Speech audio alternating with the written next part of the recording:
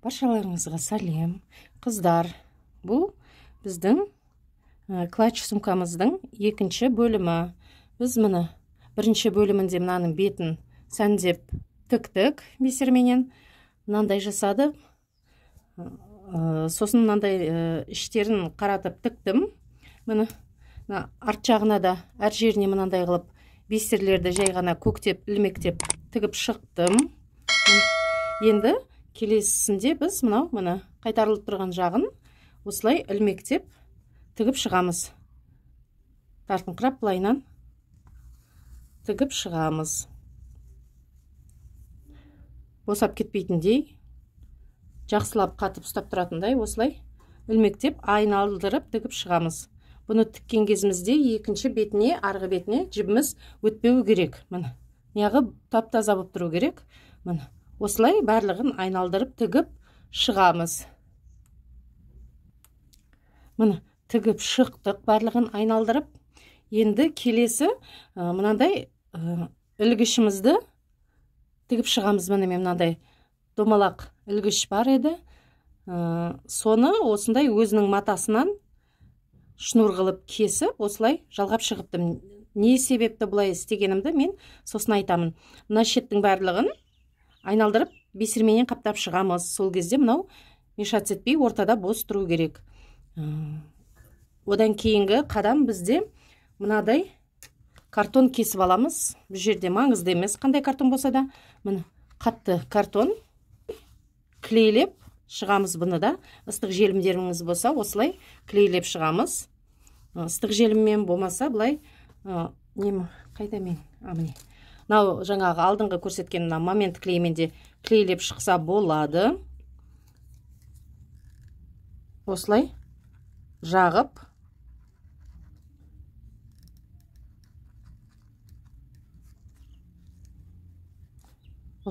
клейлеп шығамыз. Мынаны осылай тартып тұрып, былайынан жатқызып клейлеп шығамыз.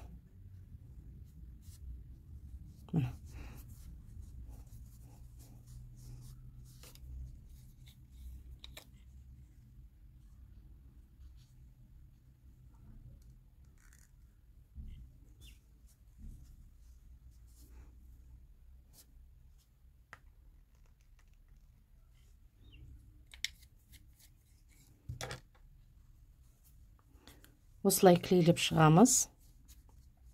Ыстық желімдеріңіз болса, ыстық желімді қазір екеуін біріне бірін құрастыратын кезде ыстық желім керек болады бізге. Ыстық желімдеріңізді қосып қойыңыздар.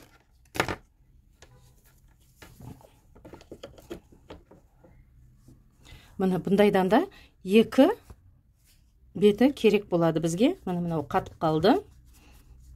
Бұны енді біз мынаның бетіне қоятын боламыз. Міне. Осылардың бетін былайынан жабатын боламыз. Мына шеттерінен 1-1 сантиметр қалдырамыз. Өстіп клей жағып клейлеп шығатын боламыз қазір міне. Осынан қойып былай міне. 1-1 сантиметр қалдырып.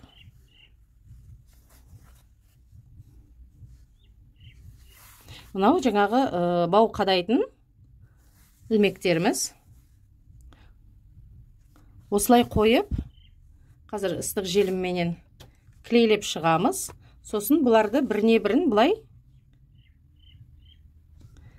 қабаттап қойып тігетін боламыз. Мына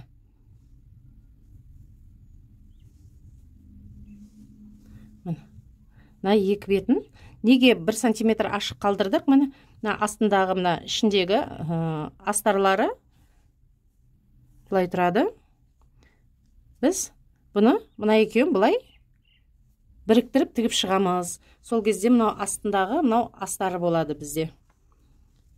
Бұлай ашқан кезде ішіне подклад тігудің керек жоқ, ішіне астар тікпейміз. Осындай велюр болып, іші де дайын болады. Қазір клейлейтін боламыз.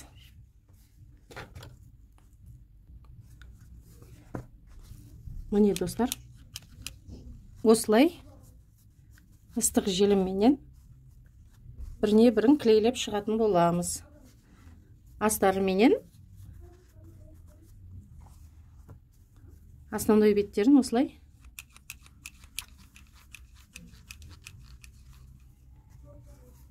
клейлеп шығамыз. Достар, мына екі бетінде біріне бірін, астары менен бетін біріне бірін жапсырып шықтық. Мына екеуінде жапсырып шықтық. Астары тігілмейді. Мына астары осы болып есептеледі. Енді мына мен баудың ілгішінің бір шетін мына жаққа қададым. Екіншісі екінші бетінде тұр. Осыны енді мына былай біріне бірін беттестіріп қойып, тігіп шығатын боламыз. Барлық жағын бірдей қылып, мына көрдіңіздер ме? Екеуі бірдей болды. Енді осының бәрін мынаны өстіп отырып, айналдырып, бисерменен көмкеріп отырып, барлығын тегістеп, айналдырып, тігіп шығатын боламыз. Тағы бір айта кететін жағдай, бұл жерде мына шетін, мына жағы бар ғой. Мынау жалғыз өзі тұрған жағы, мына жерден. Екі жоғарғы жағын біріне бірі жалғанбайды ғой. Бұл мына бетін бір бөлек тігеміз, мына бетін бөлек тігеміз. Мына жерінен бастап, мына шетінен бастап, екі бетін бірге тігіп шығамыз. Мына аяқтағы бетіне дейін. Аузы ғана бөлек-бөлек тігілетін болады.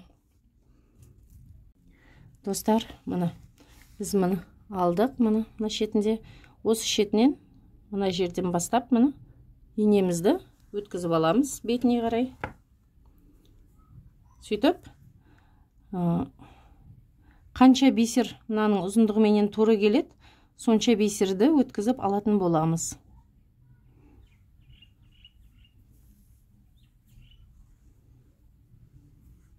Өлшеп отырып көреміз мұны. Бұлайынан айқастырып өстіп тігетін боламыз. Аздау екен, әлі тағы қосатын боламын. Бұл әркімде әрқалай болуы мүмкін. Бұл жерде тағы да айтамын, қағытып қалған қағида жоқ. Міне осылай міне.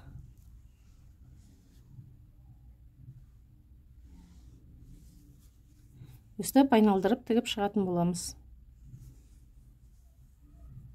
Бетіп.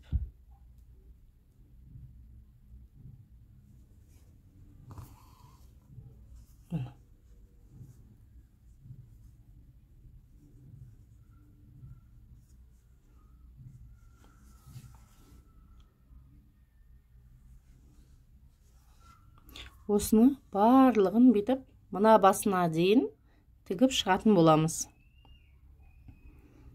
Тағы бір көрсете салайын.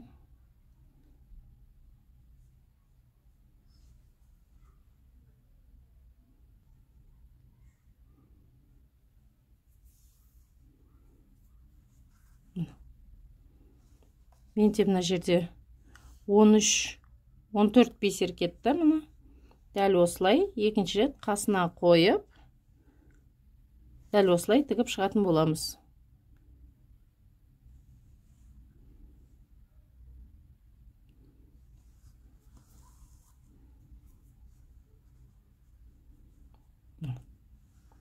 Дәл осылай айналдырып, мына басына дейін, осы жерге дейін, мына жерде міне 1 сантиметр қалды, осы жерде де 1 сантиметр қалдырып, өйткені мына жақтан тігіс түседі. 1 сантиметр қалдырып, осы жерге дейін тігіп шығатын боламыз. Достар, міне мен бүкіл айналдырып толық бітіріп шықтым.